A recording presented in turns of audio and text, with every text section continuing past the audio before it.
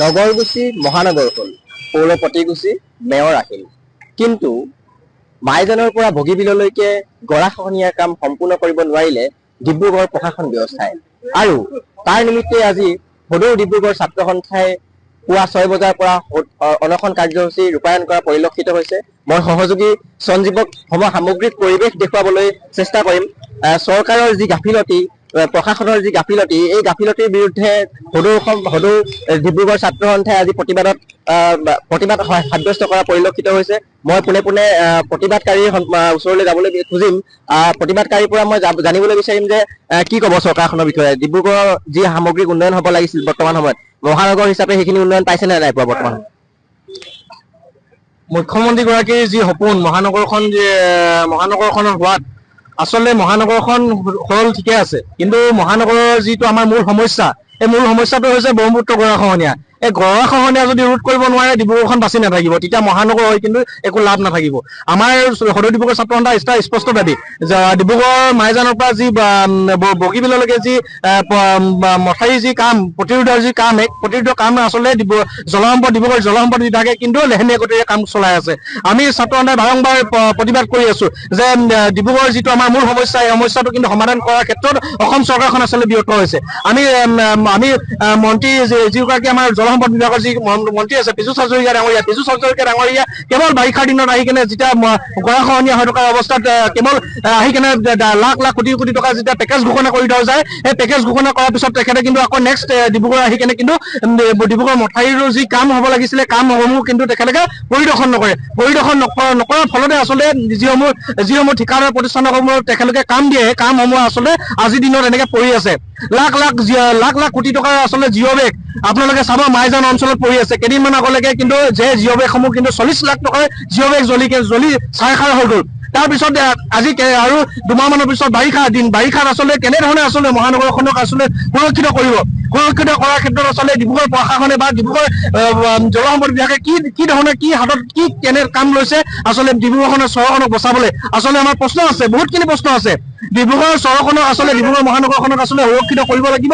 সুৰক্ষিত কৰিবলৈ হ'লে ডিব্ৰুগড় যিটো আমাৰ মূল সমস্যা গৰাখহনীয়া আচলতে মথাউৰি ৰিং বান্ধ আচলতে শক্তিশালীভাৱে আচলতে তেখেতলোকে কাম কাজসমূহ আগুৱাই নিব লাগিব।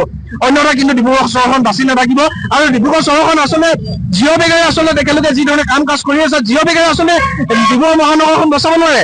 আচলতে বৈজ্ঞানিক পদ্ধতিৰে IIT টিম মাতি কেনে আচলতে ডিব্ৰুগড়খন আচলতে পৰিদৰ্শন কৰি কেনে জলসম্পদ বিভাগৰ মন্ত্ৰীগৰাকীয়ে কাম কাজসমূহ কৰিব লাগিছিলে। তেনে নকৰি কেনে ডিব্ৰুগড় বিধায়কগৰাকীয়ে বা জলসম্পদ বিভাগৰ যিগৰাকী মন্ত্ৰী আছে, মন্ত্ৰীগৰাকীক কিমান ডিব্ৰুগড়বাসী ৰাইজক মিছা আশ্বাস দি আছে।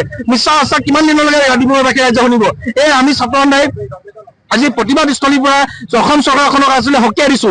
ডিব্ৰুগড় চহৰখন বা মহানগৰখন যদি বচাবলৈ নোৱাৰে, ডিব্ৰুগড় ৰাইজক আচলতে আপোনালোকে আগতীয়াকৈ অৱগত কৰক। ডিব্ৰুগড়খন আচলতে ডিব্ৰুগড় ৰাইজে কিন্তু অৱগত হয় কি আচলতে ডিব্ৰুগড়খন আমি যি পৰিকল্পনা কিন্তু আমি আঁতৰি থাকিম, তেতিয়াহে কিন্তু নহ'লে কিন্তু ডিব্ৰুগড়খন আচলতে ভয়ানক আচলতে ভাবুকি আছে। সেই ভাবুকিৰ ফলত আচলতে ডিব্ৰুগড়খন আচলতে অনিষ্ট হ'ব। ডিব্ৰুগড়বাসী ৰাইজ হিচাপে আমি আচলতে ভুক্তভোগী হ'ম। আৰু সেইকাৰণে কৈছো ডিব্ৰুগড়খনৰ যদি কিবা এনেকুৱা ধৰণৰ ঘটনা বা পৰিকল্পনা অসম চৰকাৰখনে কৰি থৈছে, ডিব্ৰুগড়খন যদি বচাব নোৱাৰাৰ ক্ষেত্ৰত যদি এনেকুৱা পৰিকল্পনা আছে, ডিব্ৰুগড়বাসী ৰাইজক আগতীয়াকৈ অৱগত কৰক। হয়, এইদৰে সমগ্ৰ ডিব্ৰুগড় ছাত্ৰ সন্থাই এইদৰে প্ৰতিবাদত নামি পৰা পৰিলক্ষিত হৈছে ডিব্ৰুগড় প্ৰশাসন ব্যৱস্থাৰ বিৰুদ্ধে।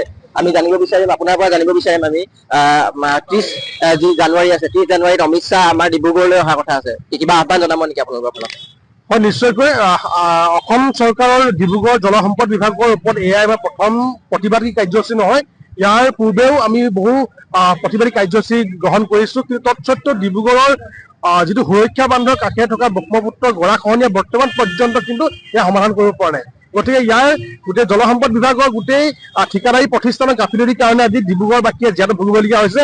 গতিকে ইয়াৰ জৰিয়তে অসমৰ মুখ্যমন্ত্ৰী মহোদয়ক লগতে অসমৰ জলসম্পদ বিভাগৰ মন্ত্ৰীক লগতে আমোলা বিষয়াসকলক আমি জনাই দিব বিচাৰিছো যে যদিহে এই গৰাখহনীয়া ৰোধ যদি কৰিব নোৱাৰে, যদি